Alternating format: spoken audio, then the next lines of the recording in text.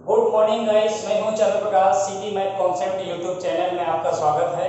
देखिए भाई, क्लास में time and speed and distance को लेकर के काफ़ी डिस्कशन हुआ और उसके कॉन्सेप्ट बाय कॉन्सेप्ट मैंने उसका डिस्कस किया। अब एक नेक्स्ट कॉन्सेप्ट है एवरेज स्पीड, यानी इसका हिंदी मतलब है औसत चाल। तो देखिएगा औसत चाल का मतलब क्या होता है।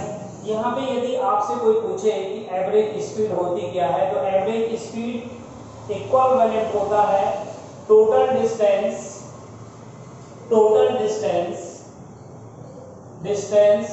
Upon total time. इसका मतलब ये हुआ कि कुल दूरी बटे यानी कुल दूरी डिवाइडेड बाय कुल समय। क्या हो जाएगा? डिवाइडेड बाय कुल समय।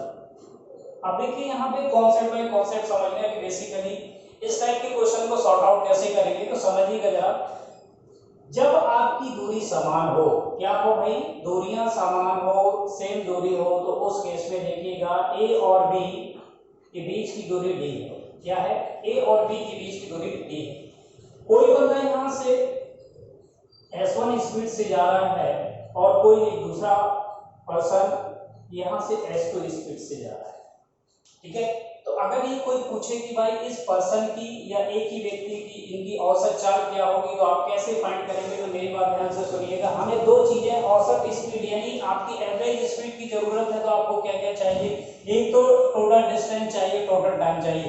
तो यहाँ पे देखिए, एक पर्सन S1 स्पीड से गया और S2 स्पीड से आया, तो यानी डिस्टेंस पहले डी गया और डी आपने वापस आया। तो इसका मतलब एवरेज स्पीड यानी AS के बारे में बात करें तो टोटल डिस्टेंस कितना कवर किया उसने? 2D, यानी डी गया और डी वापस आया। और इसके बाद टोटल टाइम कितना हुआ भाई? डी डिस्टेंस गया था S1 स्पीड से, तो आपका टाइम कितना हो जाएगा? टाइम हो जाएगा D/S1 एंड प्लस आपका यहां से कितना टाइम हो जाएगा? D/S2। तो यहाँ पे क्या हो जाएगा? 2D अपॉन, यहाँ से देखिएगा S1 इंटू S2 आपका क्या हो गया? एलसीएम हो गया। तो यहाँ पे क्या बचेगा भाई? D S2 एंड प्लस हो जाएगा D S1।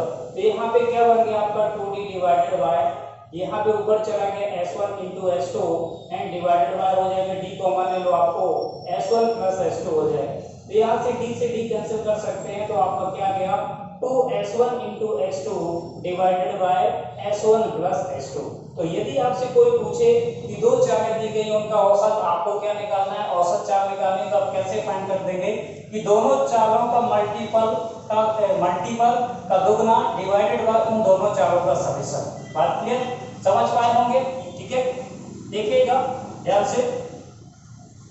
जैसे मेरा कहने का मतलब यह है कि जैसे कोई भी बंदा आपका क्या है भाई, यानी 50 किलोमीटर प्रति घंटे की चाल से गया और आपसे 60 किलोमीटर प्रति घंटे की चाल से वापस आया, तो आपको क्या बताना है? औसत चाल बताना है। तो एवरेज जो स्पीड होगा, AS होगा, जो एवरेज स्पीड होगा, तो 2 multiply by 50 and 60 divided by क्या हो जाएगा? 50 एंड प्लस का क्या हो जाएगा? 60। तो यहाँ से क्या बन गया आपका? 2 multiply by 50 and 60 and divided by क्या हो जाएगा? 110। ठीक है, तो यहाँ से आप क्या कर सकते हैं? कैंसिल कर सकते हैं। तो 10 एंड आपका 600 डिवाइडेड बाय 11, ये आपकी क्या हो जाएगी? कितने किलोमीटर प्रति घंटा औसत चाल हो जाएगा। बात क्लियर? चलिए नेक्स्ट कॉन्सेप्ट पे बात करते हैं।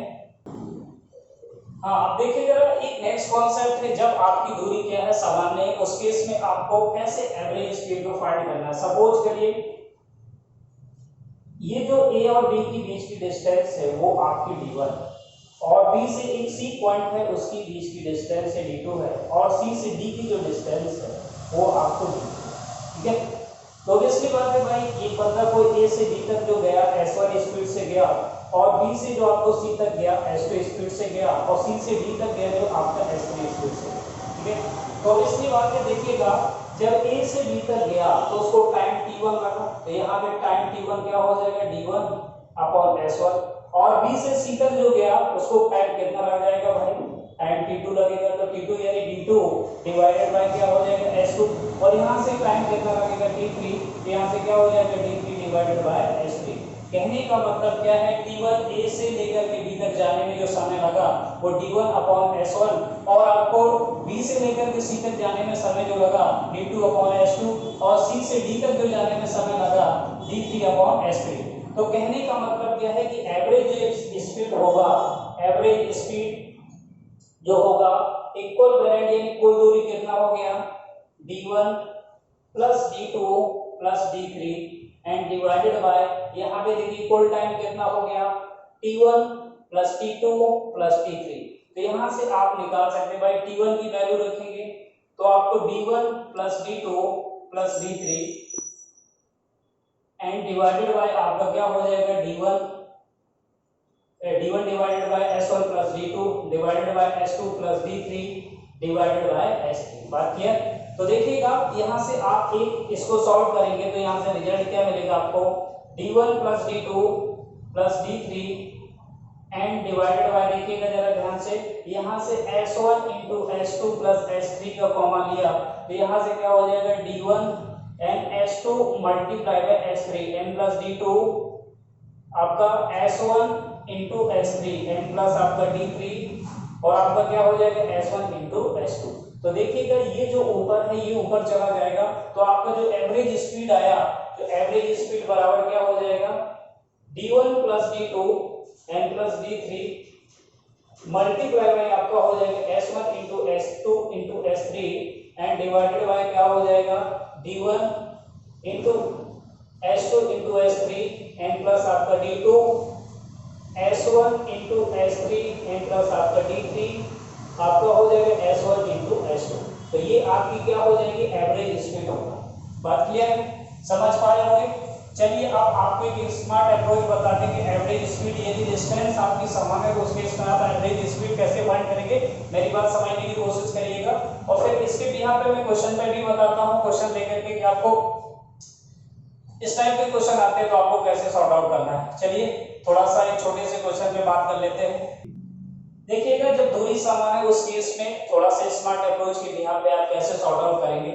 जैसे दूरी समान का मतलब ये है ए से लेकर के बी तक कोई बंदा यहां से लेकर के 20 किलोमीटर प्रति घंटा की चाल से जा रहा है और बी से लेकर के ए तक वो 30 किलोमीटर प्रति घंटे की चाल से वापस आ रहा है। फिर आपसे कोई पूछे कि भाई इसकी औसत चाल क्या है, तो आप सीधी सी बात है, अगर आप टाइम एंड वर्क का कॉन्सेप्ट जानते हैं 20 एंड 30, अगर इनका एलसीएम लेंगे तो कितना होगा भाई 60।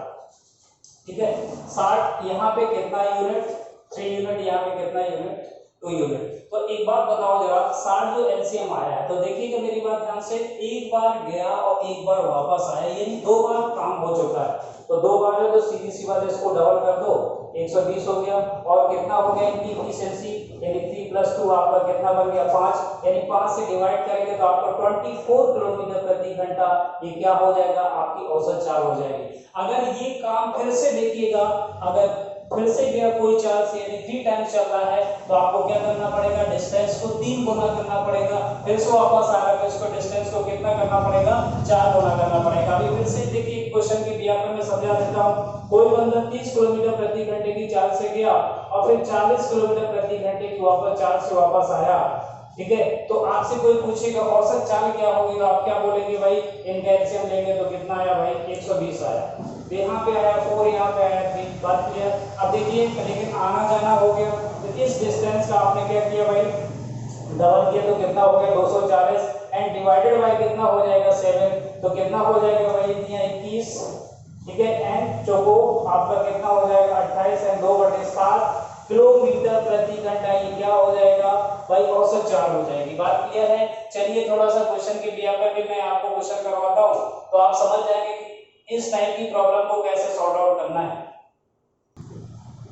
देखिए ये क्वेश्चन आपके सामने है, ये क्वेश्चन पढ़िएगा। A man goes from a place A to B at a speed of 12 km/h and return at the speed of the 18 km/h, the average speed for the whole journey। तो इसका मतलब हिंदी में भी कन्वर्जन बता देता हूं कि कोई एक आदमी ठीक है ए से बी की ओर 12 किलोमीटर प्रति घंटे की चाल से जाता है और वापस 18 किलोमीटर प्रति घंटे की चाल से आता है, तो आपको बताना है कि पूरी जर्नी में उसकी औसत चाल क्या रही। तो देखिए अभी जो मैंने कॉन्सेप्ट दिया, जो आपको फॉर्मूले भी यहाँ पे यही बताया कि जो एवरेज स्पीड था, जो एवरेज स्पीड था उसको मैंने अभी जस्ट एक्सप्लेन किया। तो क्या होता है कि 2s1 into s2 divided by s1 plus s2। तो इसके भी यहाँ पे भी आप निकाल सकते हैं, क्या करेंगे 2s1 को आप मान लीजिए कि 12 किलोमीटर प्रति घंटे की चाल से गया, s2 को मान लीजिए कि आप 18 किलोमीटर प्रति घंटे की चाल से वापस आए,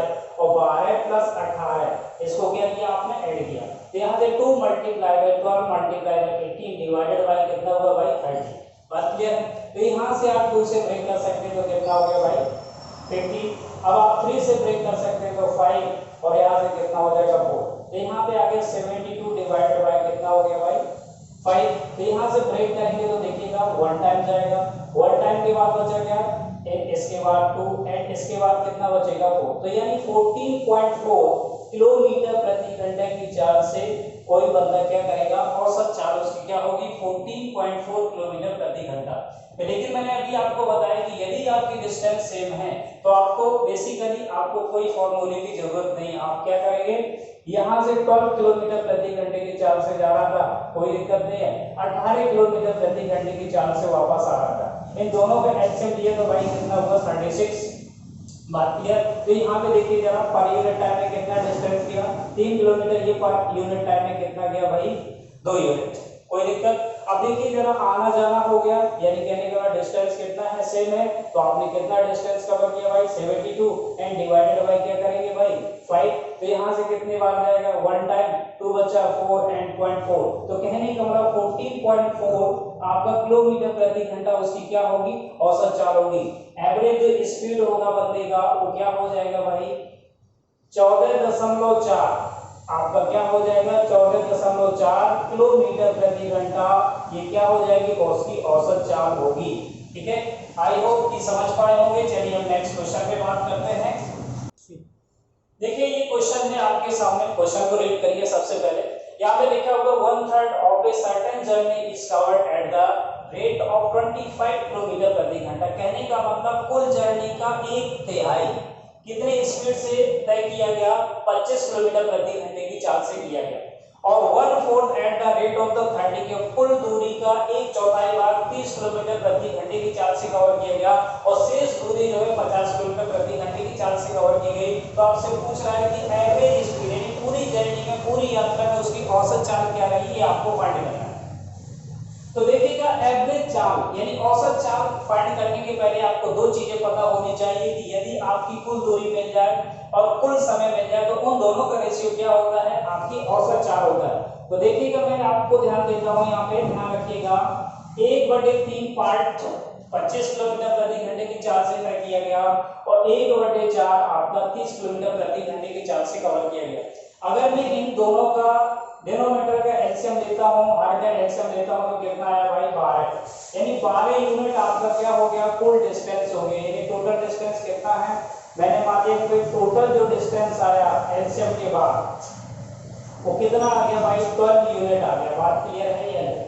अब 12 यूनिट में से 1/3 भाग, जो 1/3 का मतलब कितना हो जाएगा भाई 12 के यदि 1/3 निकालूंगा तो कितना होगा भाई 4 यूनिट।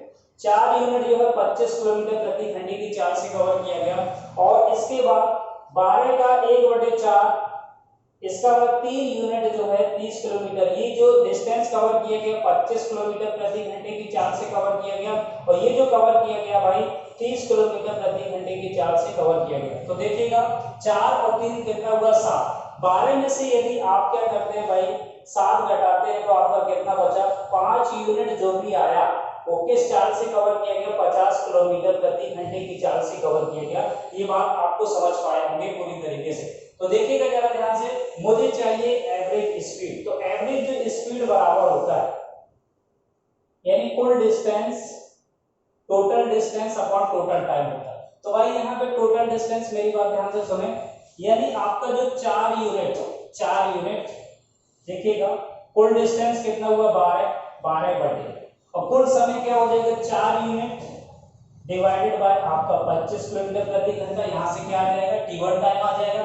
इसके बाद आपका क्या है 3 बटे आपका 30, यहाँ पे क्या आ जाएगा भाई, यहाँ से t2 टाइम आ जाएगा, और आपका क्या हो जाएगा बचा आपका 5 बटे आपका कितना हो जाएगा 50, ये आपका क्या हो गया रिमेनिंग टाइम हो गया। तो अगर आप देखेंगे यहाँ से इसको कितना लेंगे आप ब्रेक किया, तो यहाँ पे आ गया 12 डिवाइडेड बाय 25, 4 बटे 25 एंड प्लस 1 बटे 10 एंड प्लस आपका 5 बाई 50। तो यहाँ से अगर आप 100 का एलसीएम लेते हैं तो यहाँ से कितना हो जाएगा 16 एंड प्लस यहाँ से क्या हो जाएगा 10 और यहाँ से भी हो जाएगा 10, तो कितना हो जाएगा 36 हो जाएगा। तो कहने का मतलब निकला 12 डिवाइडेड बाय 36 डिवाइडेड बाय कितना हो गया 100, तो 100 ऊपर जाएगा multiply by 12 and divided by कितना हो जाएगा 36, 12 से मैंने कैंसिल किया तो ये कितना हो गया, तो 100 डिवाइडेड बाय आपका 3 बचा। तो ये जो एवरेज स्पीड था वो कितना आ गया 33 एंड 1 बाई 3 किलोमीटर प्रति घंटा, ये आपकी क्या थी औसत चाल। बात क्लियर समझ पाए होंगे। देखिए मैंने क्या किया, थोड़ा सा जो आपका फ्रैक्शन था उसको क्या है यूनिट में कन्वर्ट कर लिया, जिससे क्या हो गया क्वेश्चन को सॉर्ट आउट करने में क्या हुई, मुझे प्रॉब्लम नहीं है, बहुत आसान तरीके से आप क्या कर पाए सॉर्ट आउट कर पाए। नहीं देखिए भाई आपका जो बेसिक अप्रोच है उसके बिहाफ पे भी आप कर सकते थे भाई, लेकिन क्या है थोड़ा सा कैलकुलेशन क्या हो जाएगा लेंथी हो जाएगा, तो आप कहीं ना कहीं क्या हो जाएंगे उलझ जाएंगे और क्वेश्चन को स्किप करते हुए नेक्स्ट क्वेश्चन की ओर आगे बढ़ जाएंगे। ठीक है, आई होप कि समझ पाए होंगे।